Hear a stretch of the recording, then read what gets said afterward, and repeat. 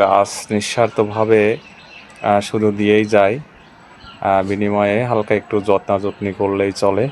প্রিয় বন্ধুরা, আসসালামু আলাইকুম রহমতুল্লাহ। সবাই কেমন আছেন? আশা করি সবাই ভালো আছেন। বিগত কয়েকদিন আগে আমি এই গাছটির ভিডিও আপনাদের মাঝে শেয়ার করেছিলাম। তখন কাঁঠালগুলো একেবারে ছোট ছিল।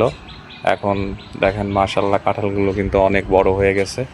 এই যে প্রিয় দর্শক বন্ধুরা, এখানে 3টা, এই যে নিচে 2টা, এবং এই যে উপরে আরও কাঁঠাল, অসংখ্য কাঁঠাল দেখতে পাচ্ছেন প্রিয় দর্শক বন্ধুরা। এই যে এইদিকেও কাঁঠাল রয়েছে, এই দিক থেকেও দেখেন, ওই যে উপর পর্যন্ত কিন্তু কাঁঠাল রয়েছে প্রিয় দর্শক বন্ধুরা। আর এখানে এই একটা গাছ, আপনার যে পরিমাণে আপনার পাতা আছে এখানে, কিন্তু এখন যদিও গরমের দিন, তারপরেও মাশাল্লাহ অনেক ছায়া নিচে। তো এখানে ফ্রেশ অক্সিজেন পাওয়া যাচ্ছে, কাঁঠাল পাওয়া যাচ্ছে, গাছের অনেক পাতা আছে যেগুলো গরু ছাগল খেয়ে থাকে।